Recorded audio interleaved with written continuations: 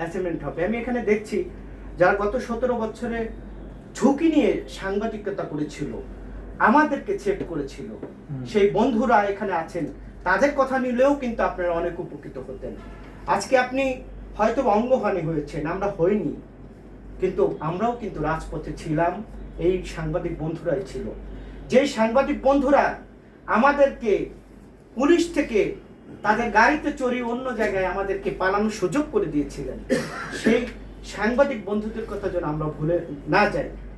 আজকে আপনি জানেন যে এই সরকার মাত্র 1 থেকে 1.5 মাস সম্ভবত হয়েছে, সেখানে দেখছি যে সরকারি দল এবং বিরোধী দলের বিশাল বাকবিতণ্ডা, কথাবার্তা একে অপরের প্রতি। কিন্তু যারা সরকারি দলে আছেন বা বিরোধী দলের আছেন, তাদের কাছে আমার প্রশ্ন যে বাংলাদেশের যে গত 17 বছরে যে শাসন ব্যবস্থা ছিল, সেই শাসন ব্যবস্থা আমরা যারা দল করি বা আপনারা যারা দল করেন, আমরাই কি করেছি? ভাঙতে পারছি? এর সঙ্গে কি অন্য কারো ছিল না? এর সঙ্গে ছিল রিকশাওয়ালা, এর সঙ্গে ছিল খেটে খাওয়া মানুষ, এর সঙ্গে ছিল সাংবাদিক বন্ধুরা। তাহলে তাদের কথা কেন আপনারা বলছেন না? আপনারা শুধু আপনাদের দলের কথা বলছেন। আমি যখন জনপ্রতিনিধিত্ব করব, আমার কাজ হবে কি? আমি রিকশাওয়ালার কথা বলবো, আমি সাধারণ মানুষের কথা বলবো, আমি সাংবাদিকদের কথা বলবো, আমি সকল শ্রেণী পেশার মানুষ বলবো।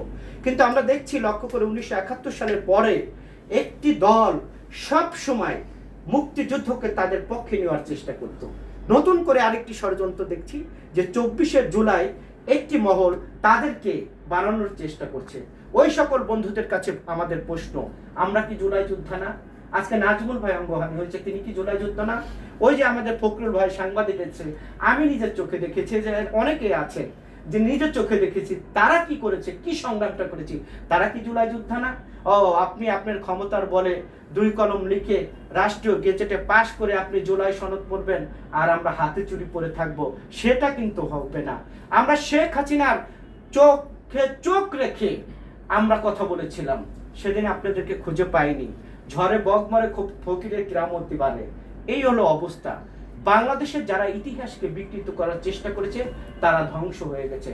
যারা গণভবনে বসে সকাল থেকে রাত পর্যন্ত যারা বেগম খালেদা জিয়া, তারেক রহমান, বিএনপিকে কুরুচিপূর্ণ কথাবার্তা বলতেন, আজকে সেই মানুষগুলোর লাশ বাংলাদেশে আসবে কিনা সেটাও সন্দেহ।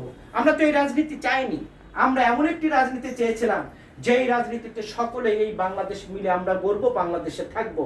যেহেতু আমরা পাকিস্তান থেকে একটি বাংলাদেশ পেয়েছিলাম, যে পাকিস্তানের থেকে যুদ্ধ করতে যে লক্ষ লক্ষ মা বোন প্রাণ দিয়েছিল, নির্যাতিত হয়েছিল, আজকে তাদের দোসররা নতুন করে আমাদের ছবক দেওয়ার চেষ্টা করছেন, সংবিধানের কথা বলার চেষ্টা করছেন।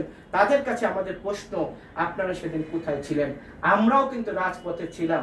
যখন সংসদে শুনি আপনারাই বলে লড়েন না, ভাই আমরা তাহলে এতগুলো মামলা খেলাম কেন?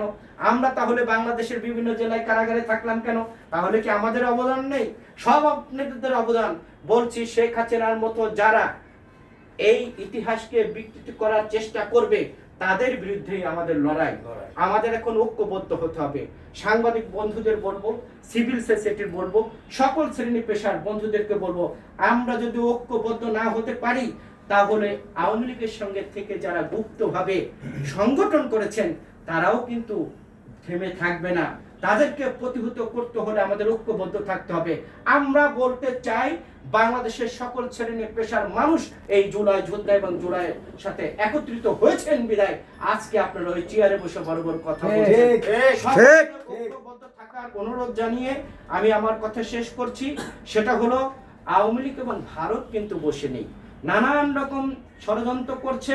ওরাও গুপ্তভাবে আমাদের মধ্যে থাকবে, আমাদেরকে তারা বিভিন্নভাবে কুরুচিপূর্ণ বক্তব্য দেবে এবং গুজব কথা বলবে, সেটাকে প্রতিহত করতে হবে। সকলকে ধন্যবাদ জানিয়ে আমি আমার কথা শেষ করছি। আল্লাহ হাফেজ। ইসলাম নিপুণ ভাইকে ওনার আলোচনা করার জন্য।